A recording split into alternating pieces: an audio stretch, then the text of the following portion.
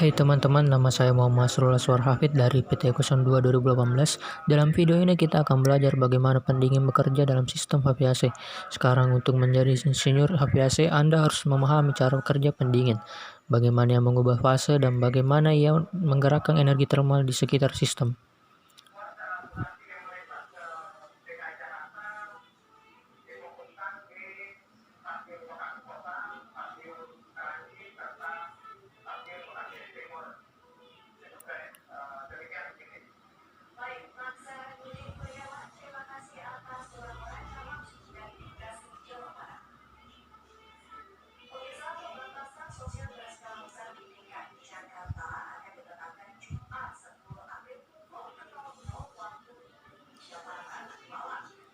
Baiklah, jadi lompat ke video. Sekarang tidak masalah apa jenis sistem yang Anda lihat dari kulkas di rumah Anda. Untuk unit speed sederhana dan bahkan pendingin industri besar, pada dasarnya mereka semua bekerja pada saat yang sama. Dan itu karena mereka melewatkan pendingin di antara komponen utama, evaporator, kompresor, kondensor, dan perangkat ekspansi. Ketika kita mengatakan pendingin, apa yang kita maksudkan adalah cairan yang dapat dengan mudah direbus dari cairan menjadi uap, dan juga dikondensasi dari uap kembali menjadi cairan. Dan ini harus dapat terjadi berulang kali tanpa kegagalan. Jadi apa yang digunakan sebagai pendingin? Baik, kita bisa menggunakan air yang akan bekerja dan digunakan dalam pendingin penyerapan.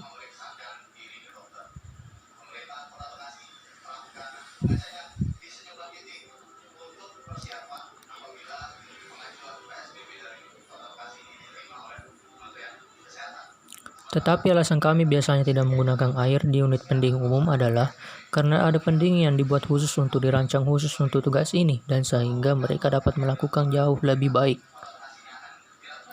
Pada layar Anda akan melihat beberapa ref pendingin yang lebih umum yang digunakan saat ini, dan itu adalah R22, R134A, dan R410A. Jika Anda tidak tahu apa artinya angka R, maka jangan khawatir. Kita akan melihat berbagai jenis refrigeran dalam video berikutnya, bersama dengan pro dan kontra dari mereka, terutama dampak potensial mereka terhadap lingkungan. Seperti yang Anda dapat lihat di layar, refrigeran ini memiliki titik didih yang sangat rendah dibandingkan dengan air. Jadi mereka membutuhkan sangat sedikit panas untuk mendidih dan menguap menjadi uap, dan ini berarti mereka dapat mengekstraksi panas lebih cepat. Anda dapat melihat bahwa pada tekanan atmosfer pada titik didih air adalah 100 derajat Celcius atau 212 Fahrenheit. Tetapi R134A memiliki titik didih hanya minus 28,3 derajat Celcius atau minus 15,34 derajat Fahrenheit. Jadi kita bisa menggunakan suhu kamar untuk merebus ini dan mengambil panas dari ruangan dan mengeluarkannya ke atmosfer. Tetapi untuk sekarang mari kita lihat bagaimana refrigeran benar-benar bergerak dari sistem. Mulailah dengan kompresor karena itu adalah tenaga penggerak refrigeran mendorongnya ke sistem, dan ada banyak juga jenis kompresor yang berbeda, tetapi dalam video ini kita hanya melihat jenis piston dasar, hanya membuat sangat jelas dan mudah untuk memahami cara kerjanya. Sehingga refrigeran lanjut ke kompresor sebagai uap jenuh dan pada suhu rendah dan tekanan rendah. Kompresor menarik refrigeran ke dalam dan dengan cepat mengkompresnya. Ini memaksa molekul bersama sehingga jumlah molekul yang sama masuk ke ruang yang lebih kecil. Ini meningkatkan laju tumbukan molekul karena mereka semua terus memantul. Ketika mereka bertabrakan, mereka mengubah menjadi energi kinetik, mereka menjadi panas. Pada saat yang sama, semua energi yang dimasukkan oleh kompresor ini dibuang menjadi energi internal dalam refrigeran. Ini mengakibatkan pendingin meningkatkan energi internal, entalpi, suhu, dan tekanan. Dan kamu akan tahu ini jika kamu pernah menggunakan pompa sepeda. Pompa menjadi sangat panas ketika tekanan meningkat. Pendingin sekarang berasal dari kompresor di sekitar kondensor. Kondensor itu harus pada yang lebih tinggi di udara sekitar agak panas dapat ditransfer.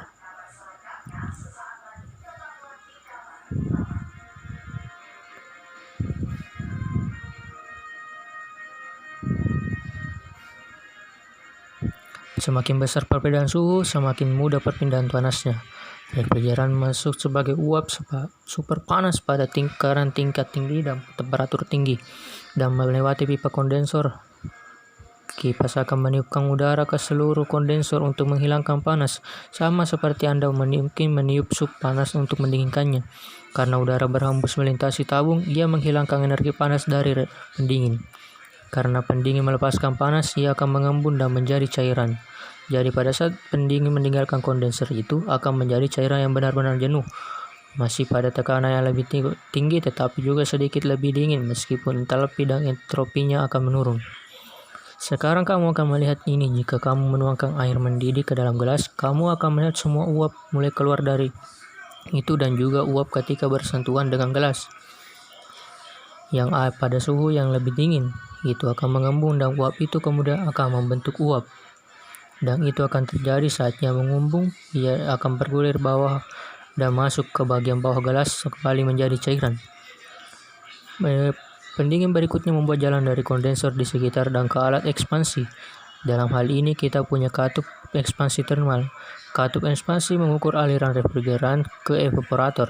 Dan dalam contoh ini menggunakan termal ekspansi. Katup penyihir menggunakan baut kapiler untuk mengontrol aliran melalui katup, tergantung pada suhu di outlet evaporatornya. Katupnya agak seperti nozzle semprotan. Ini memiliki tekanan tinggi di satu sisi di dalam botol dan pada sisi tekanan rendah hanya melewati nozzle.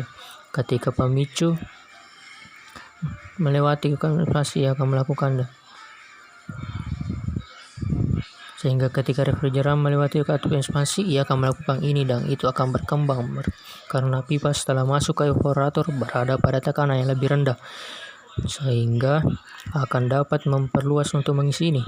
Saat mengembang, tekanan dan suhu berkurang, seperti jika Anda memegang kaleng deodoran atau kaleng cat semprot dan Anda menekan nozzle. Anda akan merasa makin dingin dan dinding wajah akan menjadi lebih baik, tidak bertekanan saat Anda melakukannya, sehingga refrigeran akan meninggalkan katup ekspansi pada tekanan dan suhu rendah dan langsung menuju ke evaporator.